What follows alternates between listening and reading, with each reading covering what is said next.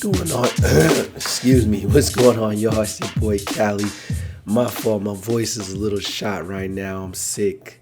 Got a sore throat. So bear with me in this episode. This first episode, don't worry. They're going to get better.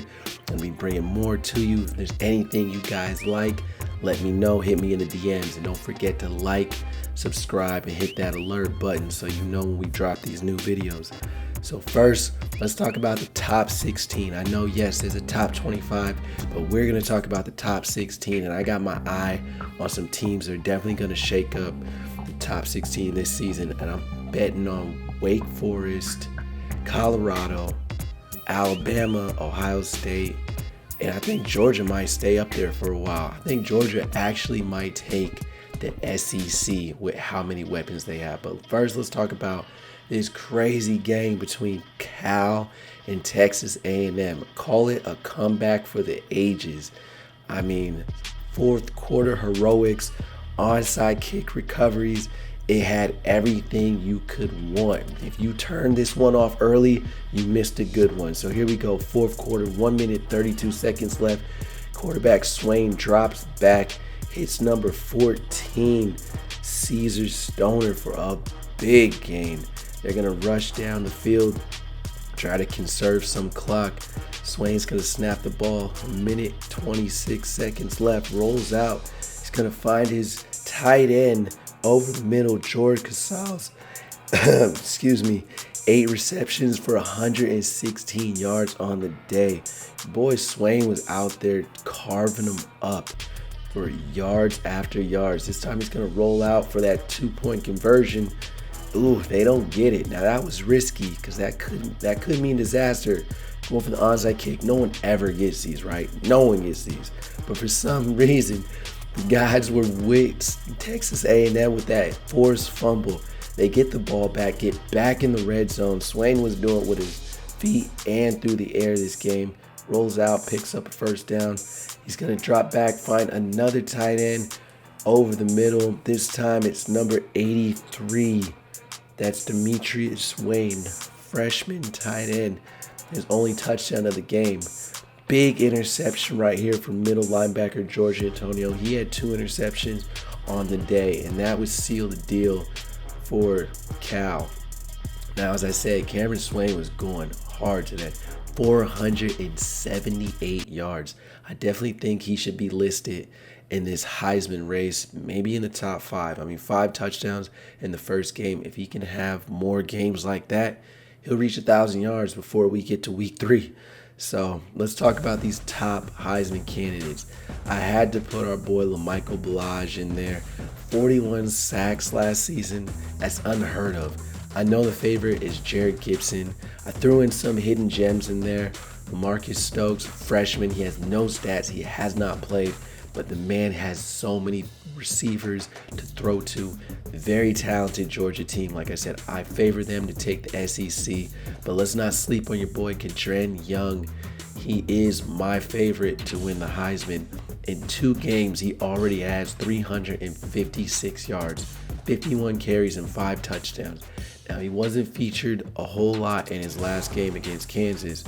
But, I mean, if you're averaging per game 178 yards, I don't know if he could keep that up. But if he can find a way to get 150 and a couple more 200-yard games, I mean, the sky's the limit for this Notre Dame team. They're not the top dogs in the Big Ten right now, but if they find a way to battle with Ohio State and Wisconsin, they definitely are going to find themselves in the playoffs at the end of the season. Now, speaking of playoffs, let's look at some teams, or a team that I think has a huge opportunity to make it into the playoffs this season, and I'm talking about that ACC Wake Forest. Now, Wake Forest took on UCLA here.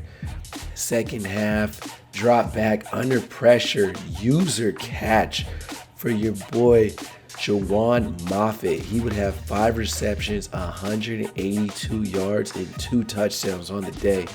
And that defense was not sleeping either.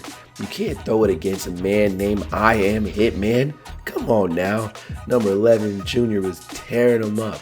And as we're going to see, Zilter is going to throw back to number 4, Moffitt once again. He had 343 yards.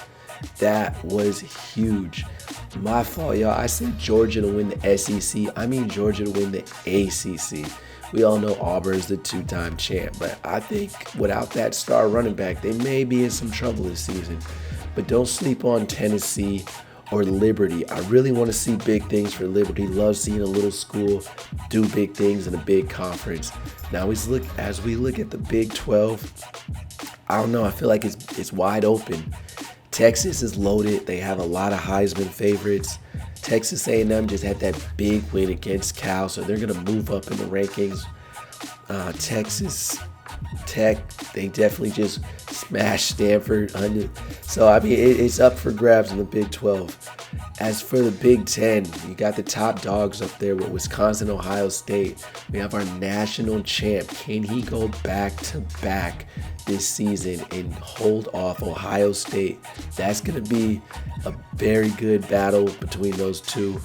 I'm not sleeping on Notre Dame, but I just don't know if they have what it takes to compete with Ohio State and Wisconsin this season. But if they find a way to get Young the ball, they might do all right. Now, the Pac-12, Cal's been reigning since the beginning, but I feel like Oregon is putting together a good team. They lost a few players to the draft, but I think they're building it up. Don't sleep on Colorado or Nevada. USC, they're loaded. UCLA, they look pretty good, but Wake Forest, I don't know, they looked a little better. Stanford has a long way to go before they're even in the conversation, so we won't even talk about it. So let's go ahead and move on to the top dogs in the SEC. And Auburn is reigning champ right now, but don't sleep on Alabama. And I got a sleeper in there on Arkansas. It might make some noise, but I don't know. Ole Miss is loaded. Their quarterback is a dual threat, lightning fast, and he has a cannon arm. If he can find a way to hit all his top targets and not turn the ball over, Ole Miss is going to do a lot of damage to the SEC. But it's really coming down to Auburn if they can replace their running back who went to the NFL. Anyway, folks, I hope you enjoyed the video. I'm going to be trying to bring more. Let me know what you want to see. Hit me in the comments. Hit me in the DMs. Don't forget to follow our Twitter page. But until then, y'all, keep doing it big. Keep making videos. And I'll see you next time.